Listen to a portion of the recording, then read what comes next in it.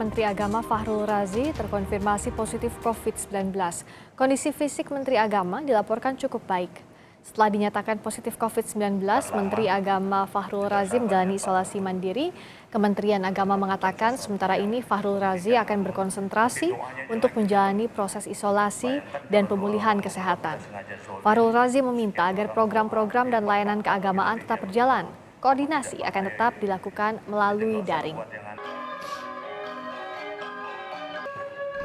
Memang pada tanggal 17 September kemarin Bapak Menteri Agama Pak Fahrul Razi terkonfirmasi positif COVID-19.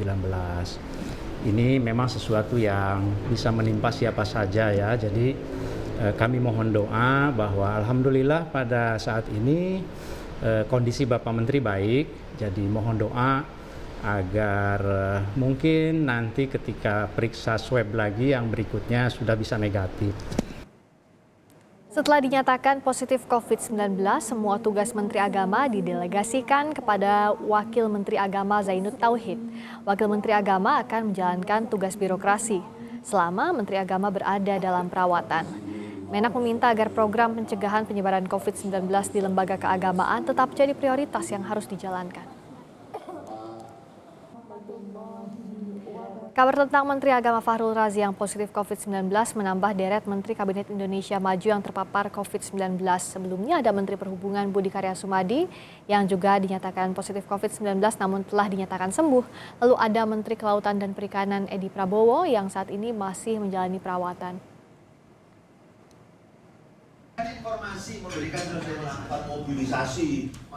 Jumlah kasus COVID-19 di Indonesia terus bertambah, termasuk sederet pejabat di tanah air yang telah terpapar COVID-19. Salah satunya Ketua KPU Arief Budiman.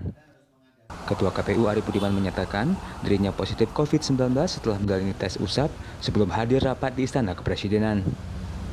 Sebagai imbasnya, aktivitas di gedung KPU dihentikan dan digantikan dengan bekerja dari rumah secara virtual hingga 22 September 2020. Adalah bagi KPU dengan terpaparnya Ketua KPU, maknanya adalah kita harus semakin meningkatkan standar penerapan protokol kesehatan COVID-19. Sudah disiplin saja, belum tentu kita bisa aman. Jadi jangan pernah merasa nyaman ketika kita misalnya saya sekarang pakai masker, kemudian kita semua mana-mana bawa hand sanitizer. Kita tidak tahu pada bagian mana yang kemudian kita bisa terkena. Yang jelas pejabat lain yang terpapar COVID-19 adalah anggota Dewan Pengawas KPK Samsudin Haris. Samsudin dinyatakan terkonfirmasi positif setelah menjalani tes swab bersama Dewan Pengawas lainnya. Samsudin kini menjalani perawatan di Rumah Sakit Pertamina dan mengaku tidak memiliki gejala. Pejabat lain yang terpapar COVID-19 di Jakarta adalah Camat Kelapa Gading, Jakarta Utara, M. Hermawan. Camat Kelapa Gading meninggal dunia Sabtu lalu di RSPI Sulianti Saroso. Jenazah dimakamkan dengan protokol COVID-19. Sekda DKI Jakarta, Saifullah juga meninggal dunia akibat COVID-19 pada 14 September lalu. Sebelum meninggal, Saifullah sempat dirawat di RSPAD dan dinyatakan positif corona pada 12 September 2020. Saifullah diketahui memiliki penyakit asam lambung dan sakit jantung. Sebelum dimakamkan, jenazah Saifullah dibawa ke Balai Kota. Kegiatan yang dihadiri Gubernur DKI Jakarta dilakukan sebagai bentuk penghormatan atas pengabdiannya selama ini. Paparan COVID-19 memang tidak memandang usia ataupun profesi seseorang. Di tengah terus meningkatnya jumlah kasus corona di Indonesia, setiap orang patut mematuhi protokol kesehatan. Karena dengan begitu, hal ini tidak hanya melindungi diri sendiri, melainkan juga orang lain, termasuk orang-orang terdekat kita. Tim Liputan Kompas TV. Untuk mengetahui kondisi terkini Menteri Agama Fahrul Razi yang dinyatakan positif COVID-19, sore ini kita akan tanyakan langsung kepada juru bicara Kementerian Agama, Oman Fatur Rahman. Assalamualaikum, selamat sore Pak Oman. Waalaikumsalam warahmatullahi wabarakatuh. Selamat sore Mbak Friska.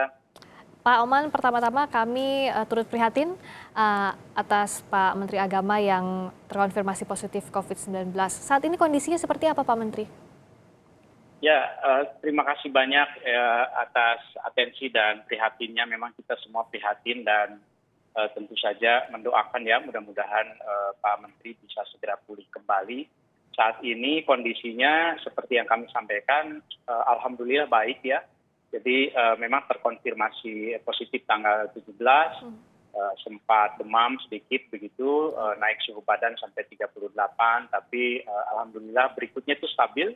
Sampai sekarang juga kami terus melakukan kontak dengan staf khusus Pak Menteri, dengan semua jajaran, alhamdulillah baik. Saat ini Pak Menteri dirawat di mana, Pak Oman? Saat ini beliau dirawat di rumah sakit. Mohon maaf barangkali tempatnya tidak perlu kami sampaikan ya, untuk kenyamanan beliau juga begitu. Tapi beliau menjalani perawatan yang memang sudah seharusnya kalau seandainya seseorang menjadi pasien COVID-19. Jadi agar bisa lebih intensif perawatan, jadi di rumah sakit diputuskan begitu ya? Awalnya terkonfirmasi itu 17 September. Apakah Pak Menteri mengalami gejala atau seperti apa Pak Oman? Sehingga memutuskan swab itu? Tidak juga. Jadi memang kan Pak Menteri tanggal 15 September memang ada kegiatan di kantor, begitu ada pelantikan pejabat ya. Kemudian sehari setelahnya beliau memang ada kunjungan kerja ke luar kota, ke NTB. Nah kemudian pulang dari NTB memang ya melakukan tes swab begitu. Nah, sebelumnya kan beberapa kali juga tes swab dan negatif, rapid test juga negatif. Nah, pada tanggal 17 itu tentu sesuai dengan protokol, kalau sudah dari luar kota kan sebagai pejabat kan tentu beliau akan berinteraksi dengan banyak orang ya, banyak pihak, sehingga dilakukan swab dan ternyata terkonfirmasi positif. Oke, jadi awalnya memutuskan swab karena memang pulang dari luar kota, jadi SOP-nya memang harus swab begitu ya? Ya, betul. Pada saat itu jadi tidak ada gejala sama sekali atau tidak ada keluhan Pak Menteri sepulang dari kunjungan kerja itu ya Pak Oman ya? Iya, tidak ada. Bahkan sampai sekarang juga sebetulnya tidak ada gejala yang mengkhawatirkan begitu ya. Kami bersyukur dan berdoa mudah-mudahan terus bisa dipulihkan.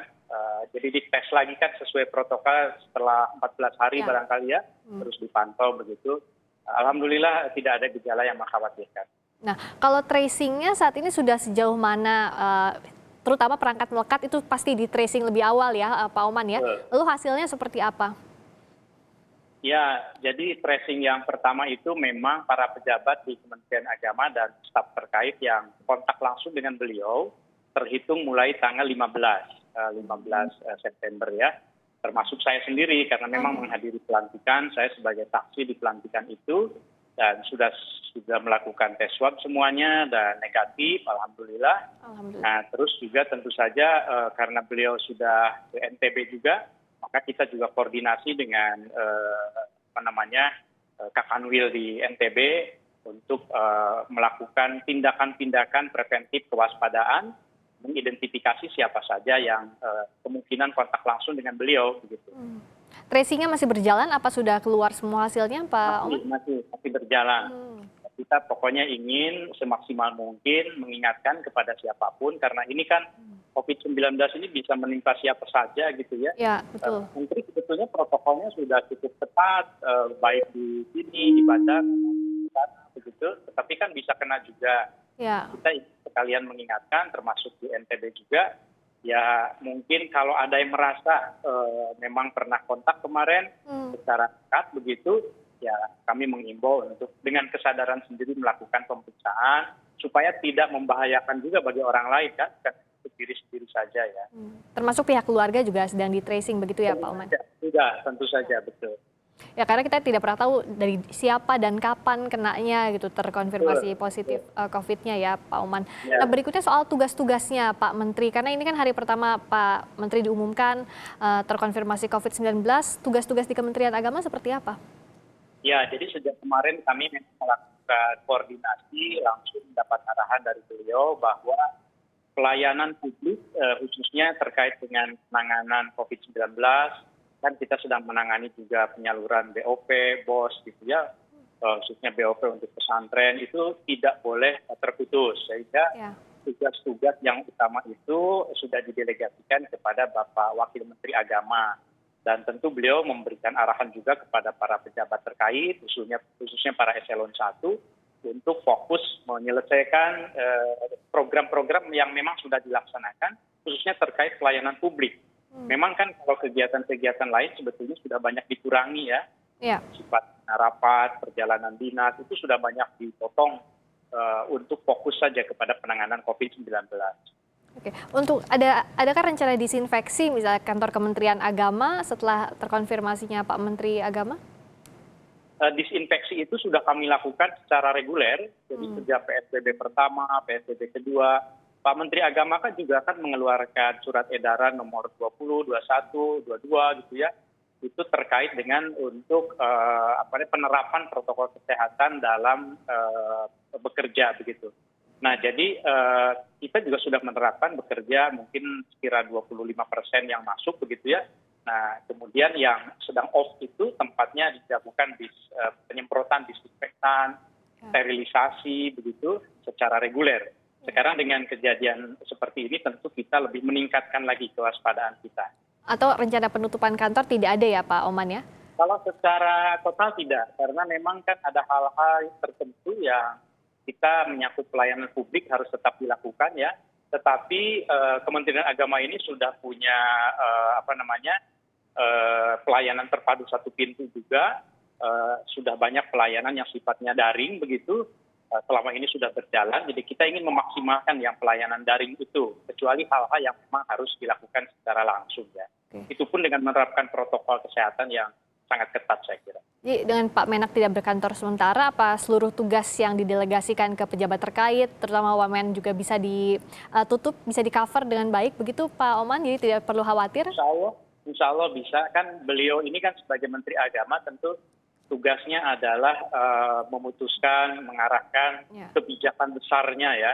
Nah untuk pelaksanaannya kan memang ada Pak Wakil Menteri Agama, ada Pak PLT Sekjen, ada para eselon 1, itu semuanya tentu berfungsi dengan baik. Baik, terima kasih Pak Oman. Semoga segera membaik kondisi Pak Fahrul Razi, Menteri Agama, jaga kesehatan juga. Semua masyarakat, mohon doanya.